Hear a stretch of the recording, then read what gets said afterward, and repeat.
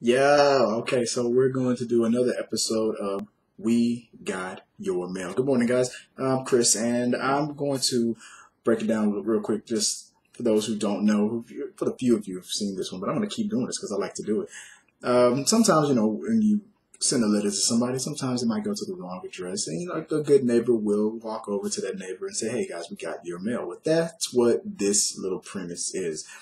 Let's say you accidentally misspelled a email address to one of your favorite YouTube or movie people out there, and you might have misspelled it some way, form, or fashion. Well, that email might make its way over to our little show, and here it is where we will answer these questions that accidentally get to us. So we're passing on, we're being good neighbors and saying, "Hey, we got your mail." So now that I got that 1 minute out the way, I'm Chris, and let's start with the first letter of the day. And the first letter comes from Matthew B. And Matthew B, he says, "Hey guys, do you have any movies that have been released post 2010 that you would consider one of your all-time favorites?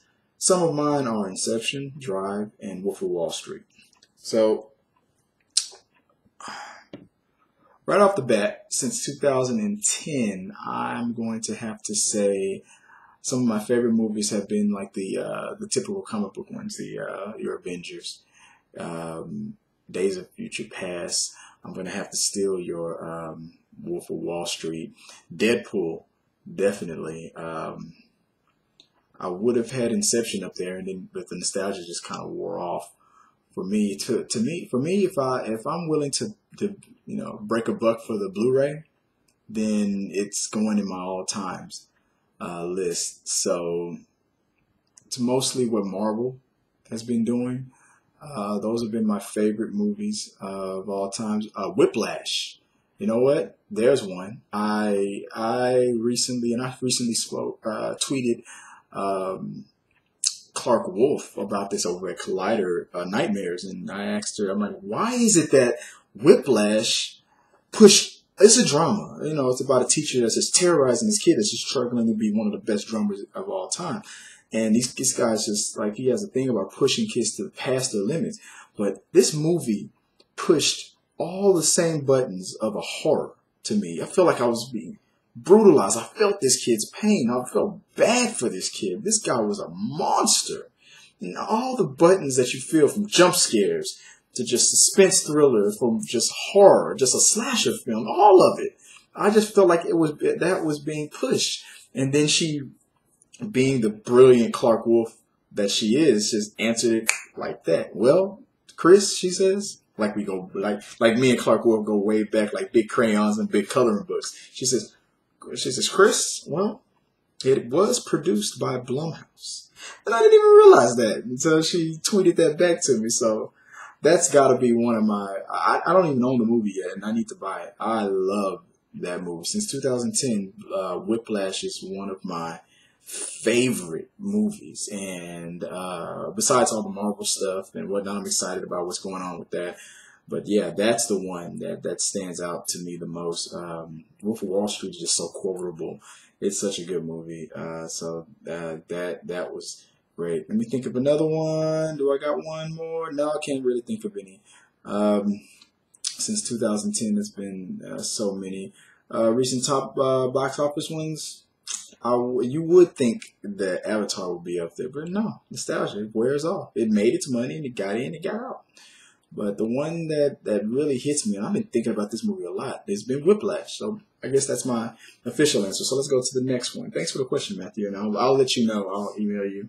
By the time this is already out, I would have already emailed you and say, "Hey, you need to learn how to correctly write that email, or this will happen." But I appreciate it because I love these things. All right, moving on to the next one. Let's see, where is that? It comes from, let's see, Collins Vincent, and he writes, "Hey, crew, I had a question about young adult books adaptations. I recently noticed that some studios are quietly buying the film rights to a plethora of young adult novels. My dream is to see young adult novels such as Quantum Prophecy, The Resistors, and Hive get film adaptations. Is there still hope for young adult movies in a post-Hunger Games film landscape? are there any young adult novels you'd like to see hit the big screen? Thanks, and keep up the great work. Thank you, man. I will try to keep up the great work, even though I know that wasn't directed to me. But I try to do the best that I can. I do a lot for a little for a lot of people. So I appreciate things that people say. I love to get a little spill, a little splash off of a compliment. If that compliment was meant for this major talent, and then it just little hits them and splashes off, and I get a little bit of that mist all over my face. I love it. Thank you. But hey. Issues. But to answer your question, I don't know anything about young adult movies. I wrote one. I wrote a book called, it's a series actually. I wrote the first one. I'm getting it published. I'm self-publishing it. I hope it becomes a movie someday. I don't know. Maybe it will. Maybe it won't. Let me get the damn book out. It's called the Raven series. The first book is called, it's going to be a 3 or 5, I don't know, I haven't decided yet, 3 books or 5 books. It'll depend on how I feel when it's all said and done. The series, Raven series, the first book 1 is called The Hidden. Check it out. So, post Hunger Games, like I said, I don't know much about these young adult novels. Not my demographic, but I would answer that other half of that question after post Hunger Games. I feel like these movies have reached their peak and are already on the downslope. Comic book movies are a genre that has probably hit its peak too, but the ride has been so long, since 2000 to today, 15 years, and it's still going strong. It's like the Marvel movies, these DC movies, these comic book movies are like the modern Western. Westerns back in the day, they were cornering the market for decades. That was the movie to see. And the space took over, and then people that started wanting to see things about aliens and stuff. But Westerns, man, they took over for a long time. So I would say comic book movies are today's version of the Western genre. And so, it's become so niched into the industry that comic book movies are just like saying a horror or a drama or a comedy. It isn't that special anymore the way it used to be, but it just is. It's not going away. It won't go away. I mean, they keep making them good. The Dark Knight was the thing I think that cemented comic book movies forever, because that was barely a comic book movie. You take Batman out of that movie, and it was a great cop drama. So when movies get that good, I mean, they stay forever. Young adults movies, it didn't. I mean, Harry Potter had its mega fans, and Harry Potter is coming back. That's that of young adult? No, it's fantasy. I mean, you got Hunger Games. I mean, that people were like, they're not holding on to that. You don't see people out in the street. You don't know. It had its run. It's over. We're moving on. Ready Player One is coming out. I don't know if that qualifies, but I mean, I think that they're going to be fine. I know they're buying a bunch of them. They're hoping that it comes back. Right now, I think the industry is moving towards video game movies, and they're hoping that that's the new the frontier to explore. World of Warcraft didn't get that many good receptions. Surprisingly enough, I expected to hate it. My expectations were at the bottom, and I liked that movie. I might buy that movie. Will there be a Warcraft 2? Hopefully. With maybe when the numbers from China come in, maybe it'll push it over the top. I liked the movie. I liked Warcraft. I did not expect to like it. So video game movies, I think, is where we're going now. So we'll see. Only time will tell. Who knows these things? Only God knows. So moving on to the next question, and thanks you. And I'm sorry, that question from Colin Vincent. Thank you, and I'll be sending you that email as well. Hope you don't get pissed. Robbie Rivera writes, "Hi, the fantastic people at." Where he meant to send it. I'm not even gonna say their names anymore. I recently rewatched the first 2 Transformers movies and thought to myself, how could a movie so bad but still looks so amazing visually? My question is, do most directors of these big action movies care more about the visuals such as CGI and animation over the story or plot? It would be amazing if you could answer my question. Keep up the amazing work. Man, this guy is outstanding the way he uses the word amazing. And I got to agree with you somewhat, but not really. I mean, nobody out there tries to make a bad movie. Michael Bay's not waking up in the morning like, yeah, fuck up Transformers today. Can't wait. It's gonna be awesome. $1 billion, more money, more money. No, he don't do that. He wants to make. He thinks that he's making good movies. I mean, he did it with Bad Boys.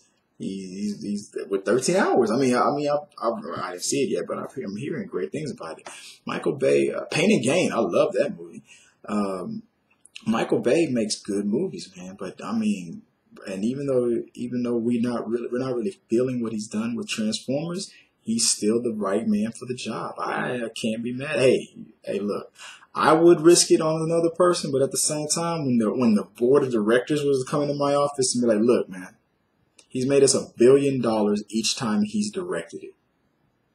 You want to risk that? Damn. No. Bring in Michael Bay and tell him not to get him in my eyes. I would just grit your teeth and bear it, man. He's the one. He's going to be doing the next one, I heard, and I think he's not going to do the one after that. I don't know, man.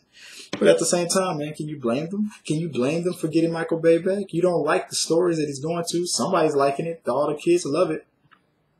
I mean, he's putting like, what's the story? I'm from Houston, so as the song goes, he's putting 25 lighters on your dresser. Yes, sir.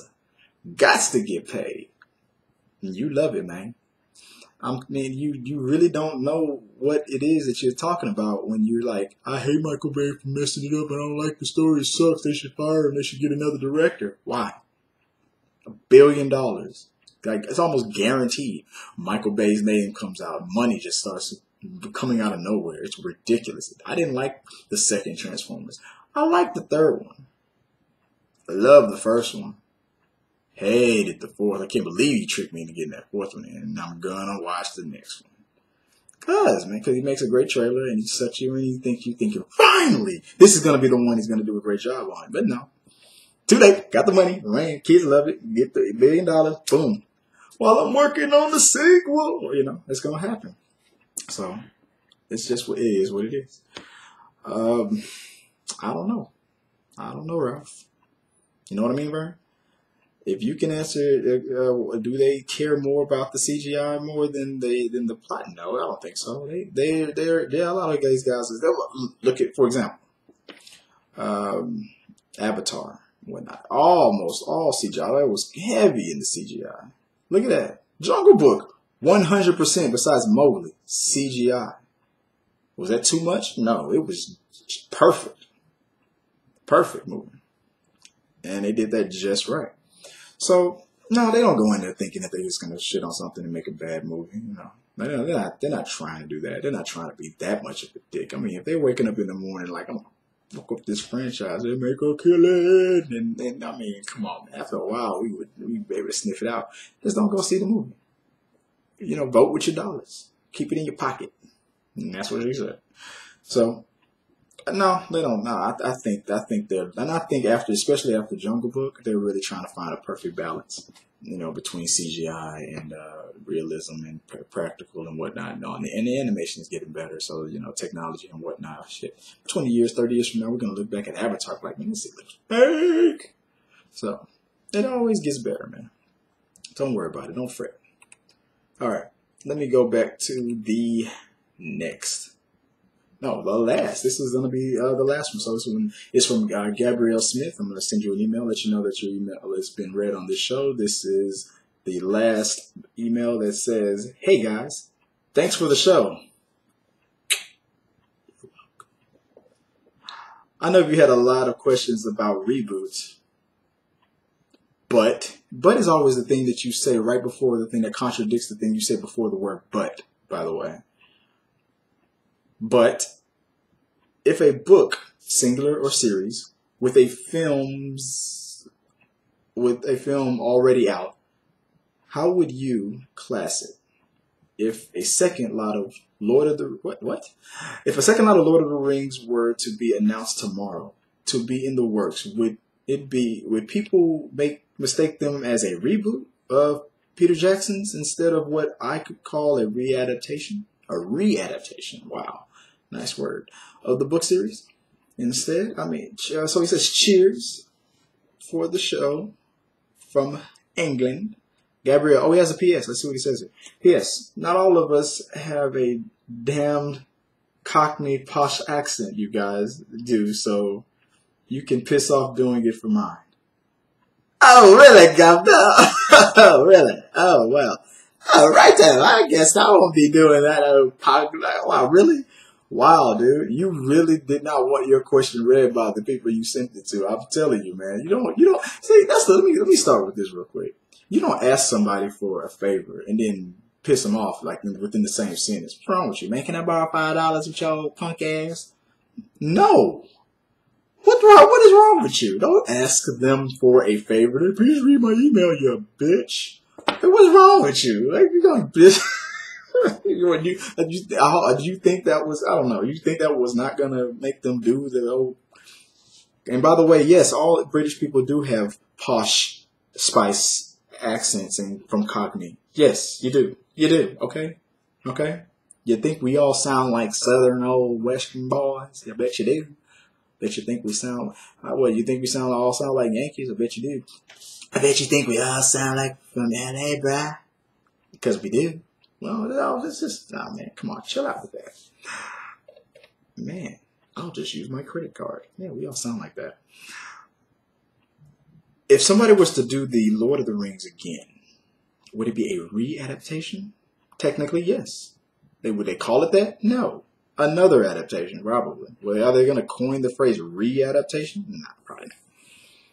They're doing it again. That's all they just put it in the spin cycle again. I mean, that's all they're going to say. It's just, hey, this is another adaptation. That's all they're going to say. But technically, yes, it is a re-adaptation. How many re-adaptations until they call it a trifecta or quad or whatever? I mean, come on. I mean, they're not going to call it a re-adaptation, even though I like the word, but no. Because Scarface is about to hit its third adaptation. They're not going to call it a re-adaptation. It's still just a reboot. It's technically what it is. They're rebooting it again. A reboot, I mean, just like the word sequel can be the second, third, fourth, or fifth, it's still a sequel of the last, or a sequel from the original. Reboot is what they're going to call it. It's still a reboot. Because that's what if you're starting over again, you're rebooting.